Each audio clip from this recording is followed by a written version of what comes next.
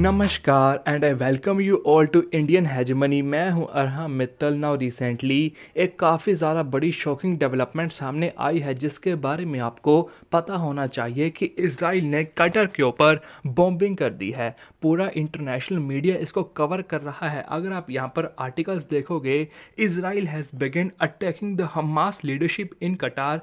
CNN लिखता है कि Israel targets Hamas leadership in cutter strikes. Now exactly हुआ क्या कि इजराइल ने अपने F-35 फाइटर जेट्स के थ्रू कतर की कैपिटल दोहा में मैसिव स्ट्राइक्स करी हैं डिफरेंट 10 लोकेशंस पर, जिसका पर्पस था कि हमास की लीडरशिप को ख़त्म करे। जैसे कि मैंने आपको पहले भी वीडियो में बताया था कि अब इजराइल चाहता है कि हमास को पूरी तरीके से ख़त्म कर दिया जाए। उन्होंने गाज़ा स्ट्रिप को भी ऑक्यूपाई करना शुरू कर दिया है, घर घर जाकर वेरीफाई कर रहे हैं। जहां पर भी उनको कोई भी शक हुआ सीधा उस बंदे को मार रहे हैं। तो अब इजराइल काफ़ी ज़्यादा हॉस्टाइल हो गया है। तो आपको इस अटैक से पता लग जाएगा कि चाहे जो सी कंट्री में हमास के लीडर्स छुपे हों, इजराइल सीधा उनको टारगेट्स करने वाला है। नाउ सबसे बड़ा इंपॉर्टेंट क्वेश्चन यही है कि क्या ये अटैक सक्सेसफुल रहा। अगर आप एक चीज़ नोटिस करोगे कि इजराइल पूरी तरह चुप है इस अटैक के बारे में। इजराइल ने सिर्फ इतना ही कहा कि ये अटैक जस्टिफाइड था, हम हमास को अच्छे तरीके से ख़त्म करना चाहते हैं। लेकिन जब जब पहले कभी इजराइल ने स्ट्राइक्स की है तो इजराइल ने हमेशा कहा है कि हमने अच्छे तरीके से अपने टारगेट को अचीव किया, हमारी स्ट्राइक्स सक्सेसफुल रही। लेकिन इस स्ट्राइक के बारे में इजराइल बिल्कुल चुप है, इनका कुछ भी कहना है नहीं ये सक्सेसफुल रही या अनसक्सेसफुल रही। रिपोर्ट्स की माने तो सभी यही मान रहे हैं कि ये स्ट्राइक्स काफ़ी ज़्यादा अनसक्सेसफुल रही है। हमास की लीडरशिप अभी भी कतार में सर्वाइव कर रही है। केवल 5 ही लोग मरे हैं, जिसमें से एक कतर का भी सिक्योरिटी पर्सनल मरा है। तो उस हिसाब से बाकी सारी लीडरशिप जिंदा है। तो आपको पता लग जाएगा कि ये अटैक एक मैसिव फेलियर रहा है, क्योंकि हमास की लीडरशिप अभी भी सर्वाइव कर रही है। नाउ इन सब का इम्पैक्ट यूएस के ऊपर बहुत ही ज़्यादा पड़ेगा। अगर आप एक बात मान के चलो, ऐसा हो ही नहीं सकता है कि यूएस को इस अटैक के बारे में पता ना हो। Without the permission of US Israel ऐसा कर ही नहीं सकता। नो, आपको याद होगा डोनाल्ड ट्रंप ने कुछ टाइम पहले अपने social media handle truth social पे एक पोस्ट डाली थी, जहां पर इन्होंने कहा था कि सभी चाहते हैं होस्टेजेस घर वापस आ जाएं और ये वॉर ख़त्म हो जाए। इजराइल ने तो मेरी टर्म्स एंड कंडीशन को मान लिया है, अब हमास की बारी है कि वो भी मेरी टर्म्स एंड कंडीशन को माने और इस वॉर को ख़त्म करे। उन्होंने सीधा सीधा वार्निंग भी दी है हमास को कि अगर इन्होंने डोनाल्ड ट्रंप की टर्म्स एंड कंडीशंस को नहीं माना तो उनके लिए रिजल्ट काफ़ी ज़्यादा बुरा होगा। This is my last warning and there will be not another. Over, thank you for the attention to this matter.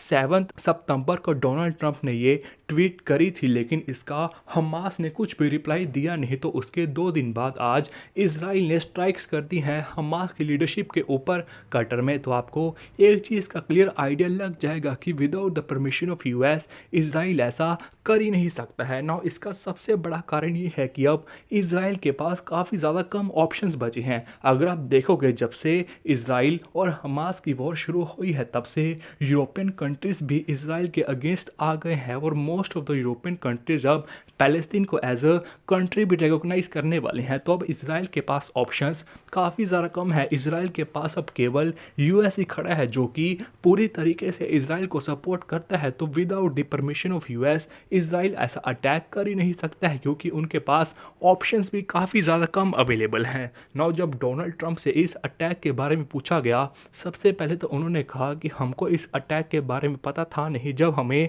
पता चला तब काफ़ी ज़्यादा टाइम हो गया था, हम इस अटैक को रोक नहीं सकते रहे। नाउ डोनाल्ड ट्रंप ने कहा कि वो खुश नहीं है इस स्ट्राइक्स को लेके और काफ़ी ज़्यादा चिंतित है। नाउ सभी यही अज्यूम कर रहे हैं कि ट्रंप को इस स्ट्राइक के बारे में ज़्यादा पता था नहीं, तभी वो इजराइल से खुश है नहीं। लेकिन इसका रियल मीनिंग ये है कि यूएस खुश नहीं है कि स्ट्राइक्स अनसक्सेसफुल रही हैं कतर के ऊपर, क्योंकि कतर यूएस का एक काफ़ी ज़्यादा फ्रेंडली कंट्री है। यूएस बार बार इजराइल को बिल्कुल भी अलाउ कर नहीं सकता है कि आप कतर पर स्ट्राइक्स करो, क्योंकि यूएस और कतर के रिलेशंस काफ़ी ज़्यादा इंप्रेसिव और वो केवल एक ही बार अलाउ कर सकता था। जब उन्होंने अलाउ किया तो इजराइल बुरी तरह फेल कर गया। तभी यूएस इजराइल से काफ़ी ज़्यादा गुस्सा है और नाखुश है, क्योंकि ये स्ट्राइक्स बुरी तरह फेलियर रहा है। अब ट्रंप दूसरी बार तो ऐसा ऐसा बिल्कुल भी अलाउ करेंगे नहीं। तो यूएस का रिस्पॉन्स काफ़ी ज़्यादा इस पे गंदा रहा है। इस अटैक का असर यूएस के ऊपर काफ़ी ज़्यादा पड़ने वाला है, क्योंकि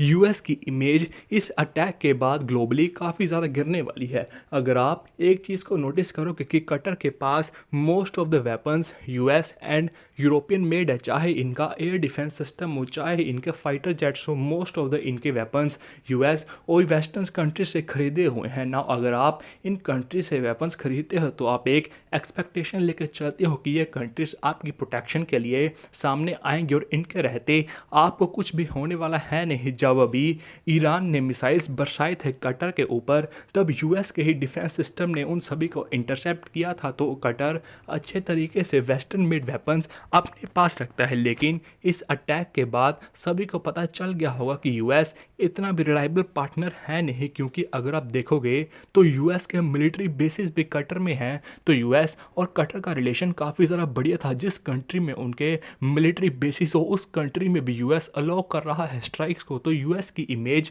ग्लोबली काफ़ी ज़्यादा गिरने वाली है। सभी कंट्रीज को डाउट होगा अगर यूएस के हमारी कंट्री में मिलिट्री बेसिस भी हैं तब भी पक्का है नहीं कि हम पूरी तरह प्रोटेक्टेड है। नौ एक और सबसे बड़ी बात, अभी आपको पता होगा जब डोनाल्ड ट्रंप मिडल ईस्ट की विजिट पर गए थे, सऊदी अरेबिया गए, कतर भी गए, वहाँ पर कतर के जो प्रेसिडेंट थे उन्होंने डोनाल्ड ट्रंप को एक लग्जरी प्लेन गिफ्ट किया था, केवल एक ही आशा के भरोसे कि कतर सेफ रहेगा, कतर के ऊपर कोई भी अटैक करेगा नहीं। आप यहाँ पर आर्टिकल्स देख पाओगे, Qatar $400 million aircraft gift to Trump. Amount छोटी नहीं है, बहुत ही ज़्यादा बड़ी अमाउंट है, केवल एक ही भरोसे पर दी थी कि कतर सेफ रहेगा और यूएस प्रोटेक्शन के लिए आएगा। यूएस के रहते कतर को कुछ भी होने नहीं वाला है। लेकिन डोनाल्ड ट्रंप ने यूएस की इमेज ग्लोबली इतनी ज़्यादा गिरा दी है कि अब कोई भी कंट्री यूएस के ऊपर बिल्कुल भी रिलाई कर नहीं सकती है। इन सब का कतर के ऊपर एक बहुत ही ज़्यादा बड़ा इम्पैक्ट पड़ने वाला है, क्योंकि कतर एक बहुत ही ज़्यादा इंपॉर्टेंट कंट्री है जहाँ पर फीफा वर्ल्ड कप हुआ, मोस्ट ऑफ द इंडियंस भी वहाँ पर वर्क करते हैं। तो अगर कतर में भी ऐसे इवेंट्स हो रहे हैं तो अब फॉरेन इन्वेस्टर्स कतर में इन्वेस्ट करने से डरेंगे, क्योंकि अगर एक बार इजराइल ने उनको अपना टारगेट बना लिया तो ईजिली फ्यूचर में भी इजराइल उनको अपना टारगेट बना सकता है। तो अब मोस्ट ऑफ द इन्वेस्टर्स यही सोचेंगे कि अब कतर भी इजराइल की रडार में आ चुका है, तो कतर में भी इन्वेस्टमेंट्स सेफ है नहीं। तभी के लिए कतर के ऊपर इसका एक बहुत ही ज़्यादा बड़ा नेगेटिव इम्पैक्ट रहने वाला है। इस अटैक की मोस्ट ऑफ द कंट्रीज ने निंदा भी करी है एक्सेप्ट यूएस। जैसे कि मैंने आपको पहले भी कहा, इजराइल के पास ऑप्शंस बहुत ही ज़्यादा कम है, तो ये यूएस की परमिशन के बिना ये अटैक बिल्कुल भी कर नहीं सकते हैं। तो ये अटैक यूएस की अप्रूवल के साथ ही हुआ है, लेकिन ये अटैक एक बुरा फेलियर रहा, जिसके कारण डोनाल्ड ट्रंप काफ़ी ज़्यादा गुस्सा है। और जब तक लगता है कि डोनाल्ड ट्रंप प्रेसिडेंट रहेंगे, ये अपनी टर्म में कुछ करें या ना करें, लेकिन यूएस की इमेज ग्लोबली बहुत ही ज़्यादा डाउन करने वाले हैं। होपफुली आपको इस डेवलपमेंट के बारे में पता लग गया होगा। बाकी आपकी क्या राय है, आप अपनी राय कमेंट्स में ज़रूर लिख सकते हैं। टिल देन टेक केयर, मिलेंगे नेक्स्ट वीडियो में।